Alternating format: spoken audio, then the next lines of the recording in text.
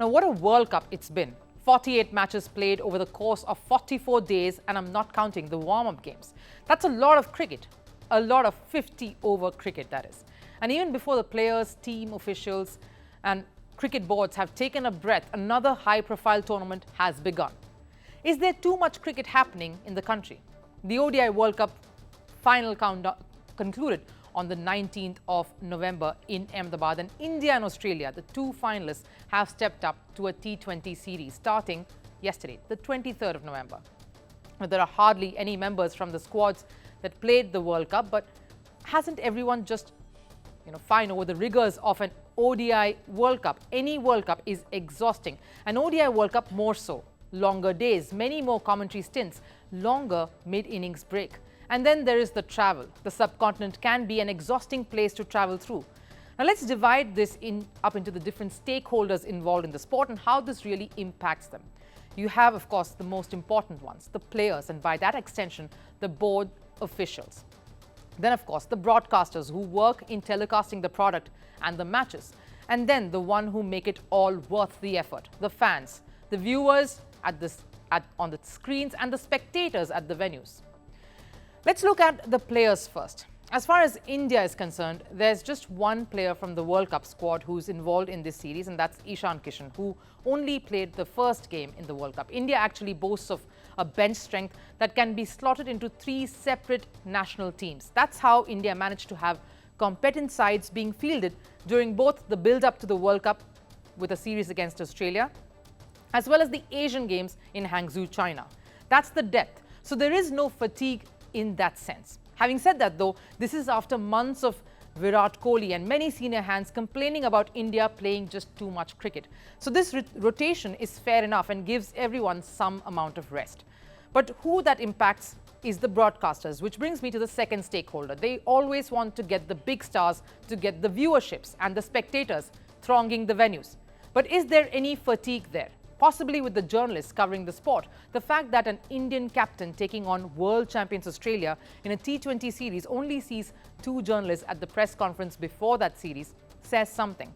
So yes, maybe there are folks who are just holding their heads up and saying, here we go again, but definitely not the broadcasters. There are different broadcasters engaged in the World Cup and this particular series. So for the ones working on the India-Australia T20 series, it's a fresh series and they didn't work on the World Cup, so the energy and the enthusiasm is sky high. Which brings me to the fans, the biggest parameter of any indication of fatigue. To get there, let's first take a look at the cities that are hosting this particular series between India and Australia. Most of these cities are Tier 2 venues when it comes to cricket matches. The stadium capacity we have Visakhapatnam, Thiruvananthapuram, Guwahati, Raipur, and of course Bengaluru, which is the one city that also was part of the World Cup tournament. Now, the stadium capacity at Vizag, for example, that witnessed the first T20 match last evening is 27,200. And the total attendance at the stadium was 27,200. It was a full house. The crowds watched Surya Kumar Yadav lead his team to a win and a 1-0 lead. Where is the fatigue? Let's not forget, a lot of these fans may have missed seeing their favourites in action at the World Cup. Many wouldn't have been able to travel and cheer on a team that was one of the best in the tournament. So for a lot of them, this is the closest they would get to watch the men in blue in action live in front of them. Add to that, it's a T20 game, so all the more enthusiasm and interest to get involved. It's shorter, it's quicker, it's that much more entertaining. Which brings me to the next point. The World Cup alone shattered all record of viewership from home and at venues. If you go by just the venues alone, 1.25 million spectators watched the entire World Cup across all the 10 stadiums. That's massive.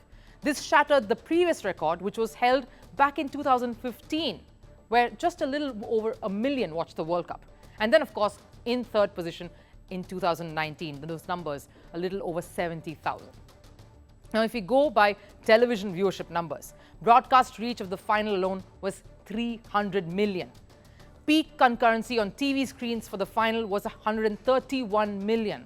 And the broadcast reach for the whole tournament was a staggering 520 million. Those are huge numbers. What seems to be an overdose of cricket is also being balanced out by some other ventures and sporting disciplines that is taking place in India simultaneously. For example, Indian national football team took on Qatar in India's Bhubaneswar. It was a FIFA 2026 World Cup qualifying game. Qatar are way more efficient and a much higher ranked opponent compared to India. Yet, the Kalinga complex in Odisha was packed. 11,389 in a capacity stadium of around 12,000 to watch India fight against Qatar.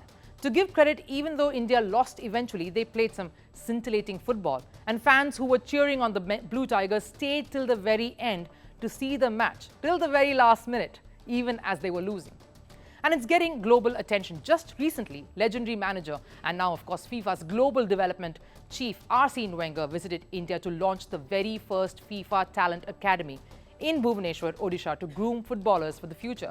So even though there is a section that might say that there is a lot of cricket and there is that fatigue setting in, numbers and facts don't lie. And India is making concerted efforts to ensure that other disciplines get just as much attention and is consumed equally so, if not more, as the fans aren't exposed to only one kind of sporting viewership.